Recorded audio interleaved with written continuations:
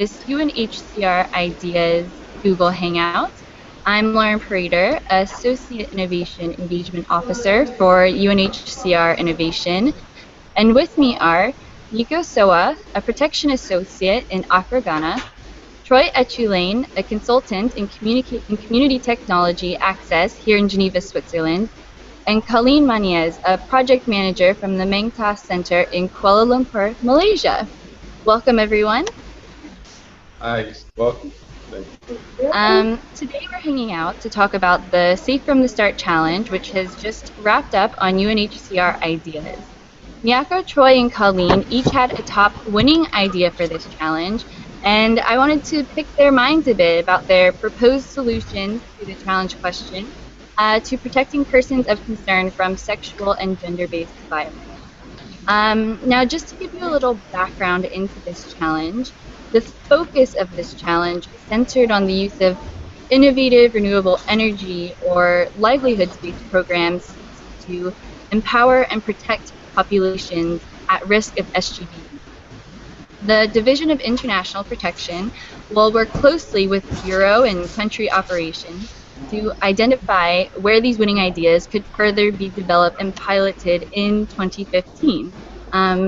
UNHCR Innovation, the Energy and Environment Unit, and the Livelihoods Unit of the Division of Program Support and Management will continue to support these ideas and the process by providing technical advice during the pilot phase. These pilots will benefit from seed money available under the Safe from the Start program, which is a U.S. government program with the U.S. Bureau of Population, Refugees, and Migration, as will other new SGBV programs implemented in the field in 2015. Which brings us finally to our challenge question. What innovative energy and or livelihoods programs can most effectively protect persons concerned from sexual and gender-based violence at the onset of humanitarian emergencies? So, Troy, let's start with you. Why don't you tell us about your awesome idea? Thanks, Lauren. So the idea that I proposed focuses on providing women and girls access to the internet, sustainable access to the internet. In the past, UNHCR typically has set up internet centers and just sort of thought that, assumed that access to the internet would work its magic and these places would somehow magically become sustainable. But in the past, we found that internet centers have closed down after initial operating support for operational expenses went away. So I propose that we, from the very beginning, support a for-profit approach whereby money is generated by internet centers and they sustain themselves. And so that's sort of on the financial side, and on in relation to women and girls.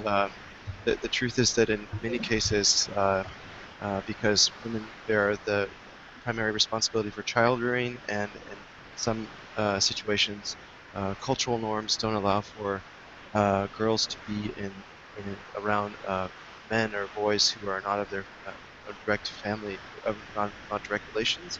I propose that we support the creation of for-profit internet centers that were run and staffed and accessed only by women and girls, and that we do so in a way by providing loan capital to microfinance institutions in country, which would then loan it to entrepreneurs, women entrepreneurs, who would run these centers according to guidelines set forth by the Division of International Protection, DIP, specifically the people who focus on SGBV issues. And so in the process of developing the proposal, I consulted with them and got a lot. I've worked their best approaches into the design of the approach, so that even lighting and access and hours and all these very minute considerations for running for-profit internet centers would help contribute towards the safety of women and girls as they went about trying to improve their lives and gain access to online learning. Brilliant. And so I know you've worked quite a bit with technology and community access issues. And why did you think this was the best approach for solving this challenge question?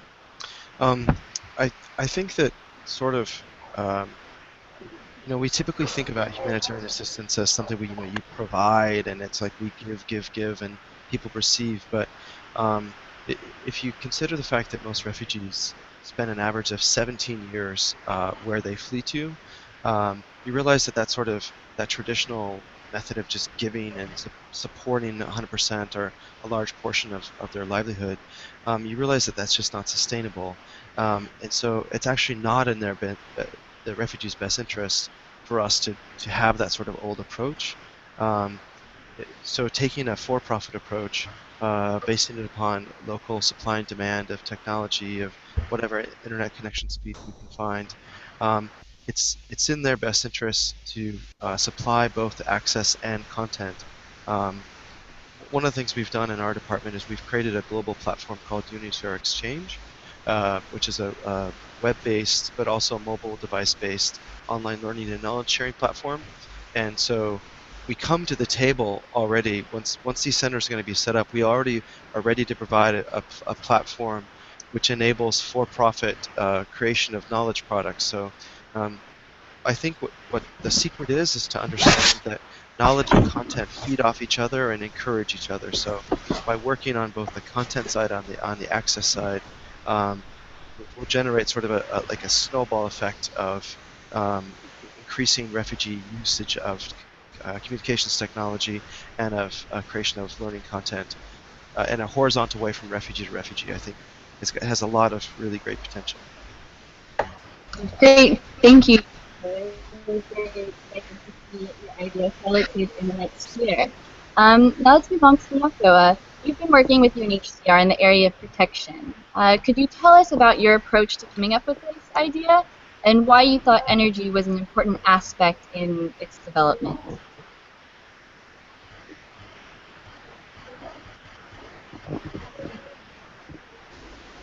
As a protection associate with UNHCR Ghana, having worked with vulnerable women, especially in displacement, it's one of the key challenges that they face during emergencies is livelihood as well as the search for energy.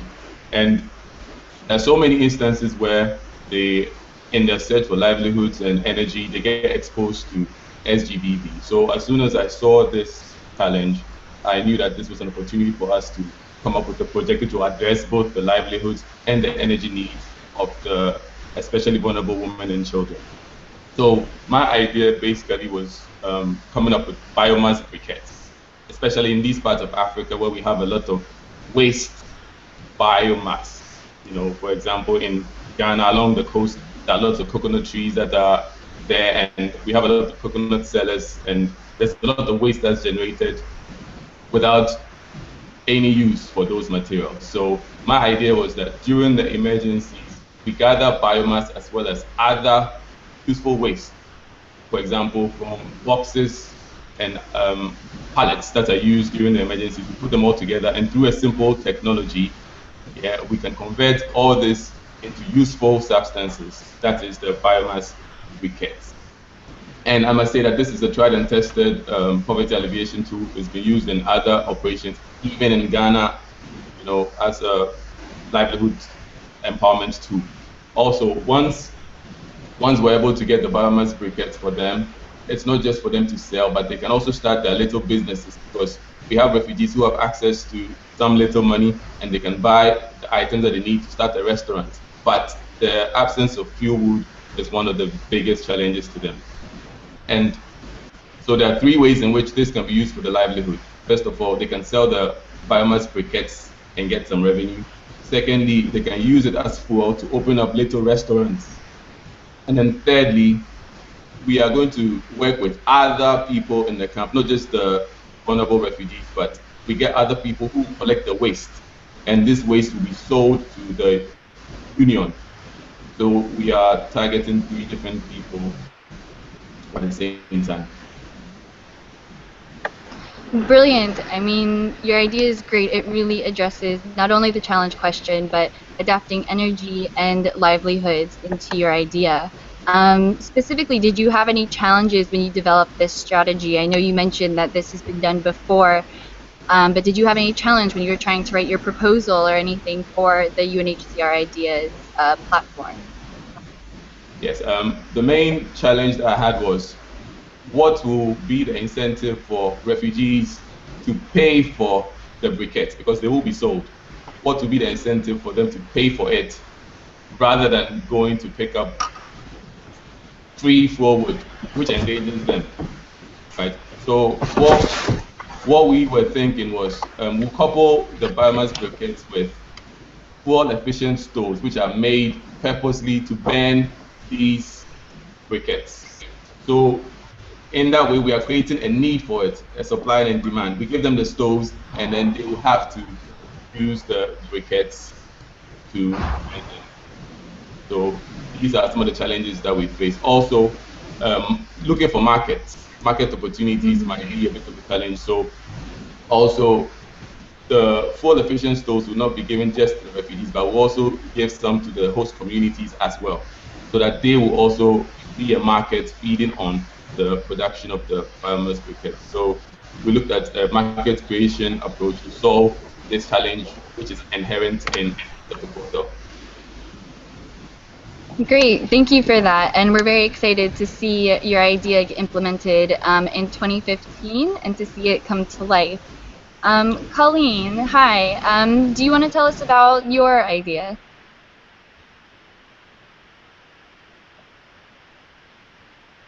Colleen? Yes. The sound is not Hi. that good. Sorry.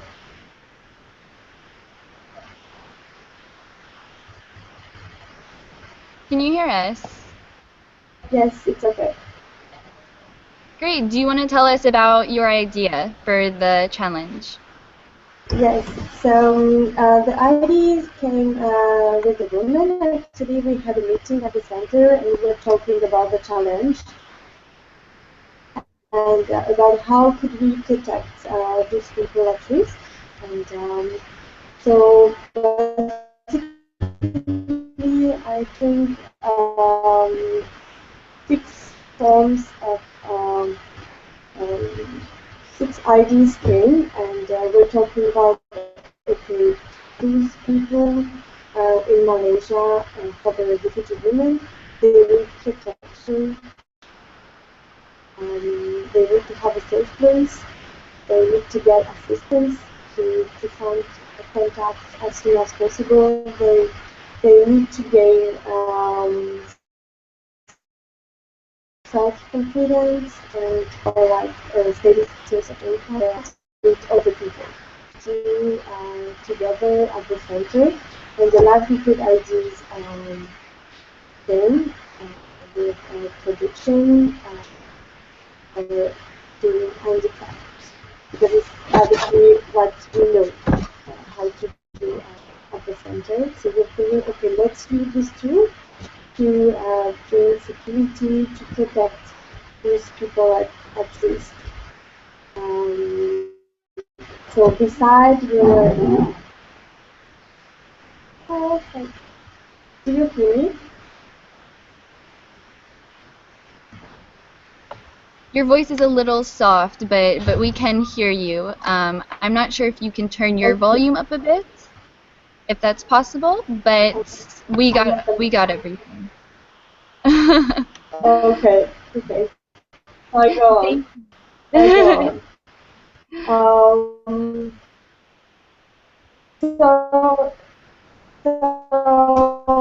Yeah, so we were talking about how to develop the ideas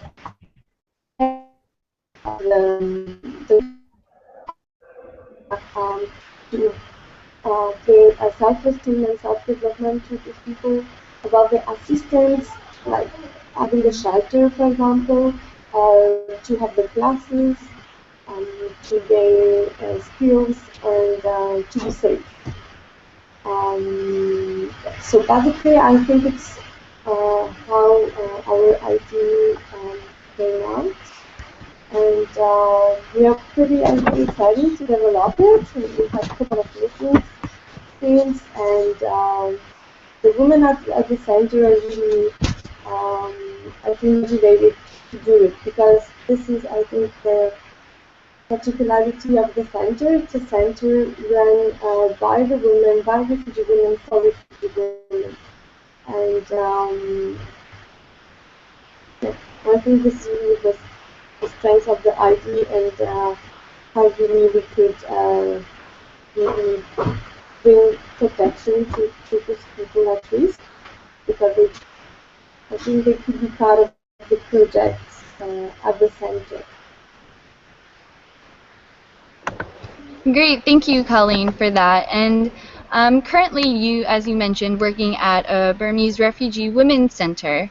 Could you explain why this topic appealed to you particular and how you got interested in the UNHCR Ideas platform? Okay. Yeah. So as you mentioned, is a women refugee center. So the situation in Malaysia is quite complicated for refugees. The country didn't sign the UN Convention, so all the refugees and asylum seekers are extremely vulnerable, and especially women and children. So the center aims to bring livelihood support and access to the women, because actually they don't really have access to livelihood in Malaysia. It's really complicated for them. So, and those women actually, because of the vulnerability, um, they are at risk of sexual and gender-based violence here in Malaysia, within the community, um, in, at work, almost like everywhere in the daily life. So we are already concerned by the issue. We are already having project and program to address sexual and gender-based violence. But the challenge, let's say, it's a real opportunity for us to develop it and to really have like a real program and I think to develop it properly and to bring proper answers. Great, thank you, Colleen. And I just wanted to ask you a little bit, because you have a very innovative idea. Is innovation encouraged within your organization with regards to refugee women specifically? Yes, and this is, I think, because we don't really have a lot of resources and a lot of needs. And I think you need to innovate to to answer to the needs and yeah, to really to run a project and really do activities. I think it's just how we do, because we need to do it. And I think sometimes maybe we would like to have a routine, but we don't really have the opportunity to have one. So yeah, we find out the needs, and then I think the refugee community try the best to innovate and to answer to the needs. Great, thank you, Colleen. You guys are doing amazing work, and we're very excited to be working with you on your idea. But there we have it, everybody. The top 3 winning ideas for the UNHCR Ideas Safe from the Start Challenge. The 3 participants who are with me today have been invited to join the project teams to refine and test their solutions, and will be recognized for their contribution to UNHCR Ideas. We'll keep you all updated, especially the participants, on the success stories from the Safe from the Start Challenge. Until then, if you're interested in learning more about UNHCR Ideas, register and log on today at unhcrideas.org. Thank you, Troy, Nyako, and Colleen for joining us today and for your amazing ideas. And we look forward to continuing this conversation over the coming months. Thank you. Thanks, Lauren. Thanks, guys. Thank you.